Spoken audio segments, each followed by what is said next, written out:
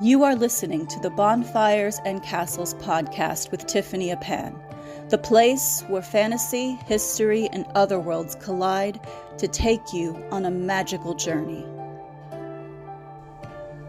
Well, greetings and welcome to a new episode of the Bonfires and Castles Podcast. Happy Halloween, blessed Samhain, and I hope you're staying safe out there. This is a special episode where we will be talking about Washington Irving's The Legend of Sleepy Hollow and what inspired him to write it. So sit back, grab a beverage, and let's go back in time to the days of the Headless Horseman. I've always enjoyed delving into the unknown and have had a fascination with fairy tales, folklore, and myths ever since I was very young. Some of them scared me, yes, but that didn't stop me from wanting to learn more. I think back to growing up with the Scary Stories trilogy, especially when my babysitter thought it would be fun to scare me with some of these stories and Stephen Gammell's drawings from the book. Was I scared? Yes. But did it intrigue me? Absolutely. Another story that grabbed me as a child was The Legend of Sleepy Hollow. The story was first published in 1820 by a man named Washington Irving. It tells the story of a small Dutch town in New York, supposedly terrorized by a headless horseman or Hessian said to have lost his head during the Revolutionary War. He is said to wander the town after dark, searching for that lost head, and if you happen to cross his path, he will take yours and you back to hell with him. A dapper but nervous schoolmaster from Connecticut, Ichabod Crane, is a believer in all things supernatural. Crane is invariably portrayed in the original work and in most adaptations as a tall, lanky individual with, quote, a scarecrow effect.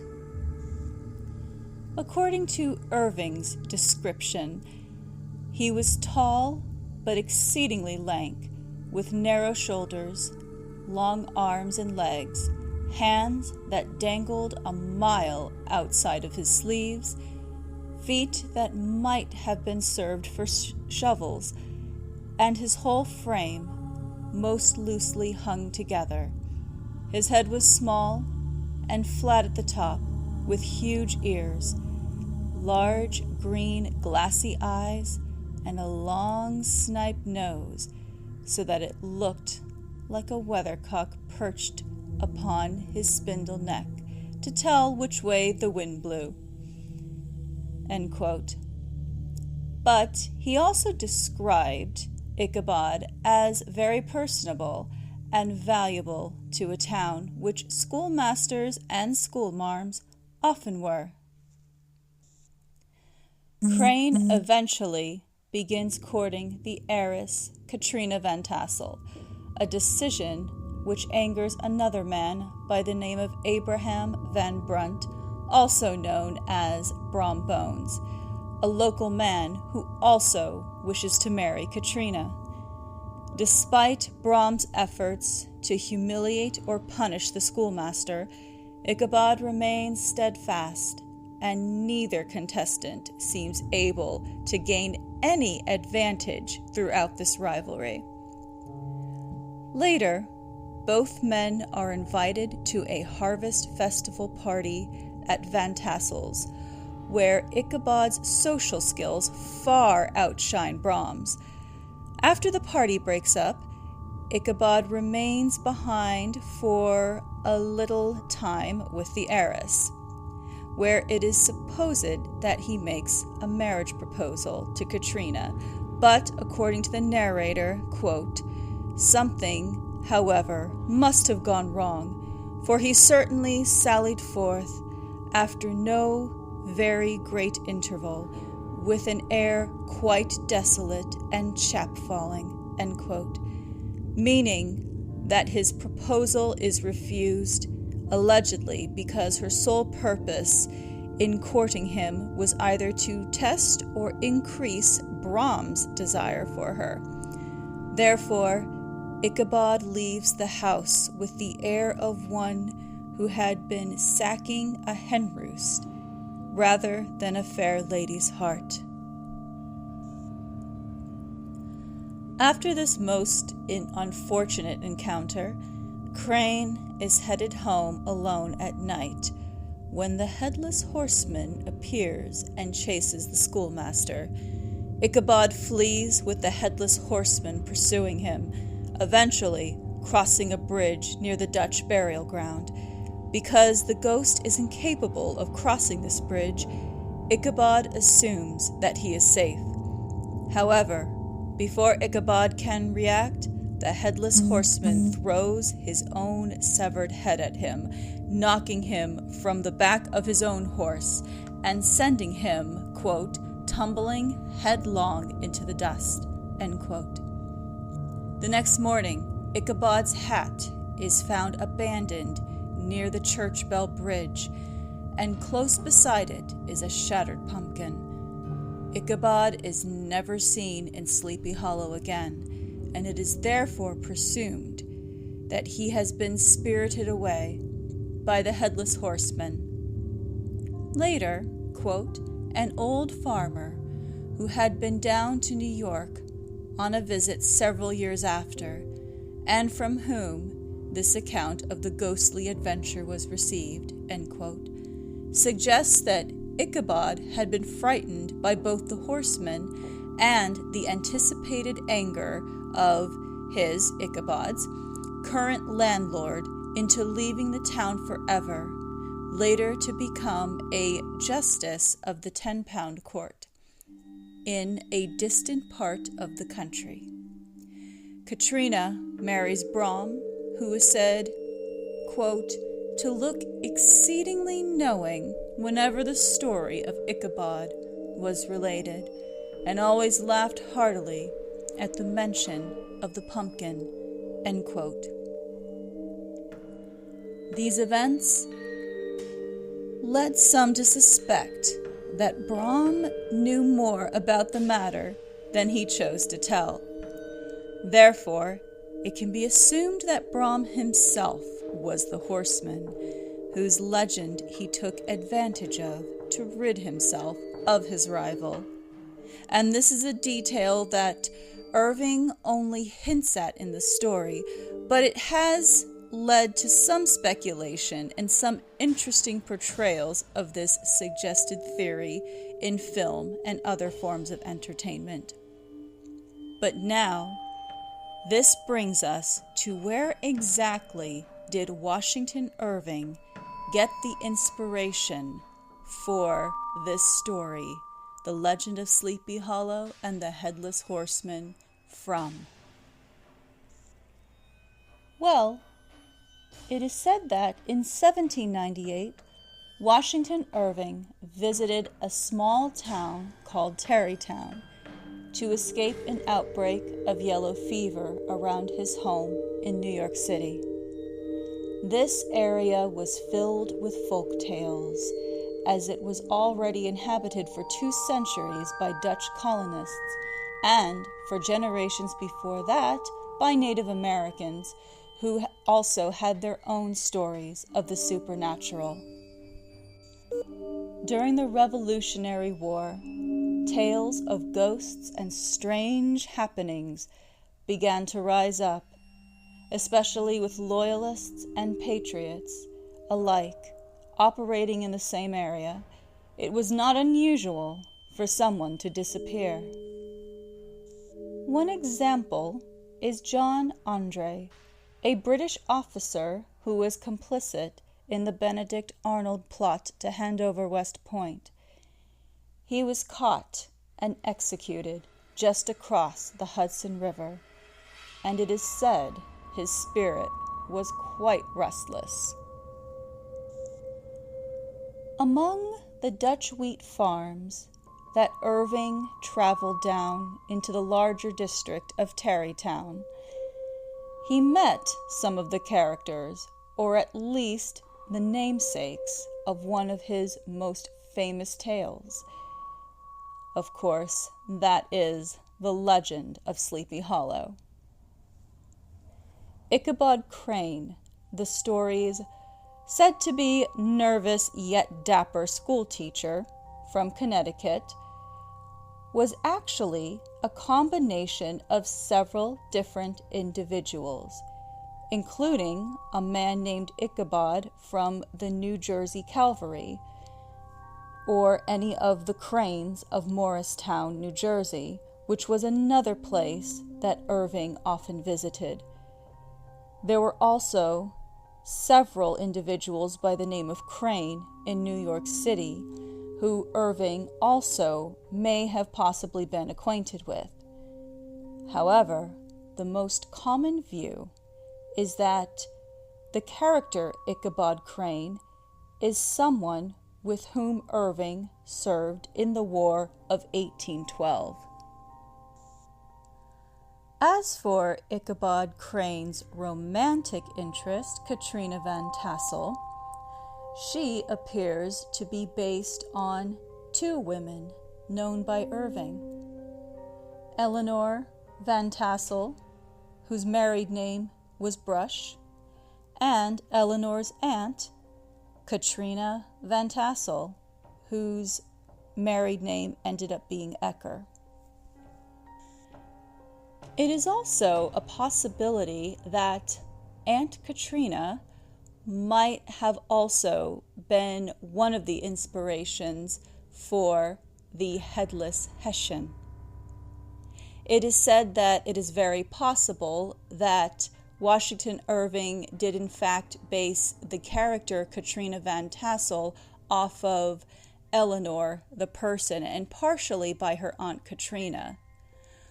But Aunt Katrina's gravestone is quite interesting and may provide some clues as to where exactly Irving may have gotten the idea for the Headless Horseman in the first place. Aunt Katrina Van Tassel Ecker's gravestone still stands in the old Dutch churchyard, a cherub face upon the stone, still intact, and according to some, appears to watch visitors. A simple play of shadows as the sun moves across the sky. Not only does the stone itself represent this very intriguing relic of the past, it does help mark the position of the character of the Headless Hessian. Hessian himself seems to have been based on a very real individual, just like these other characters.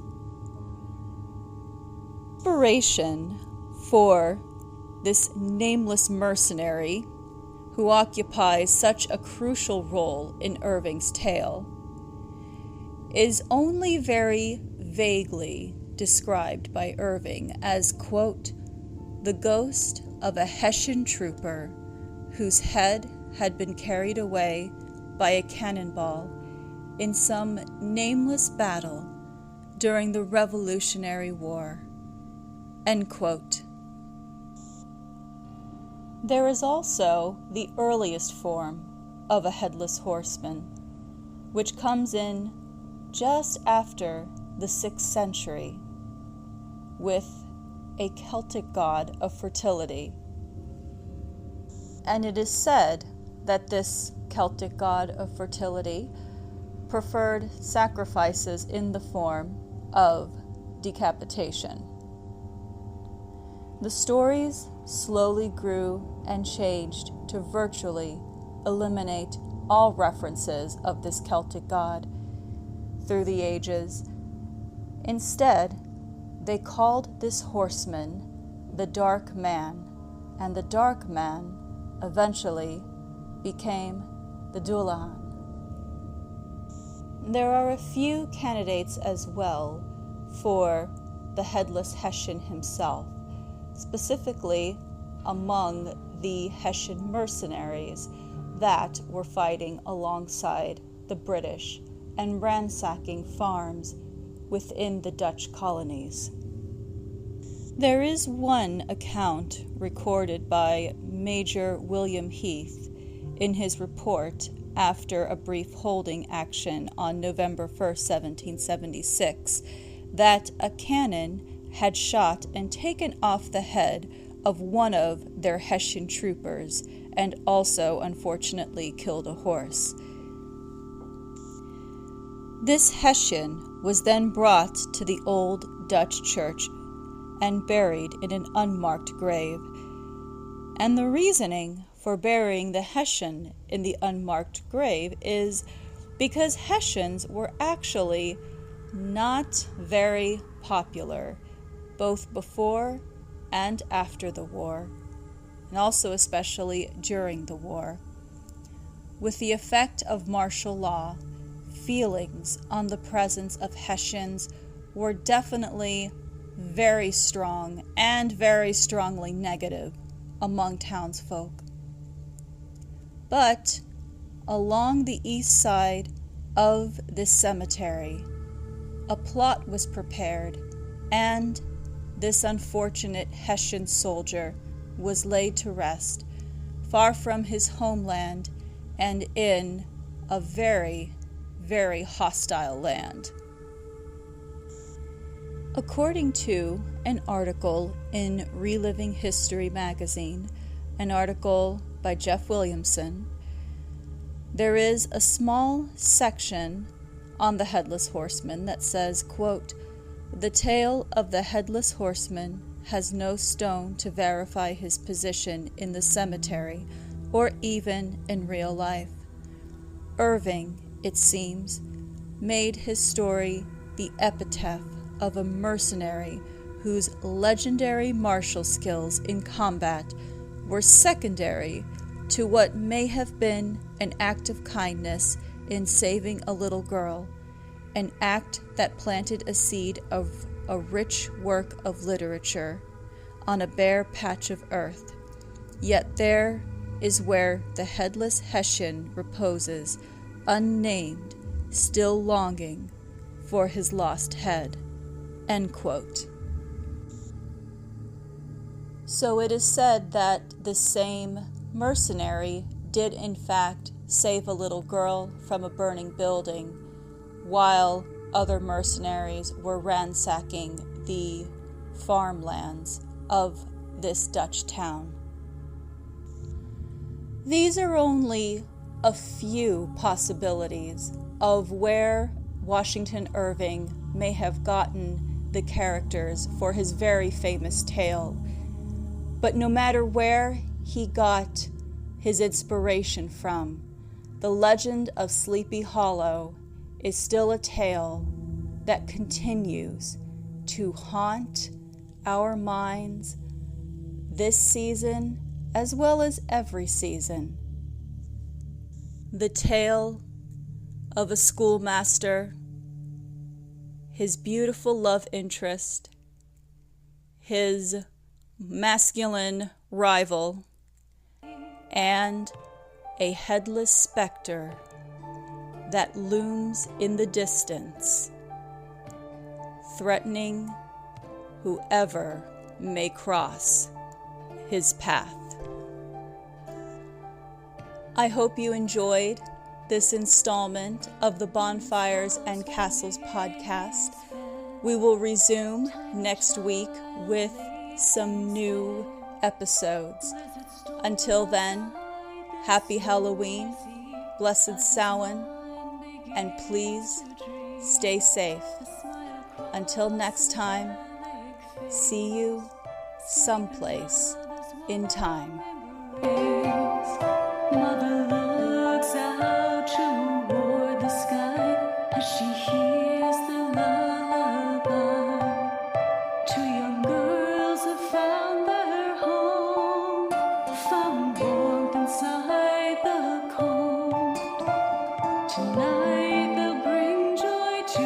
child. Tonight, sleeping neath the starlit sky, as he dreams he sees them fly. He'll sleep till the morning light, and they'll sing to him sweet lullabies and fly away.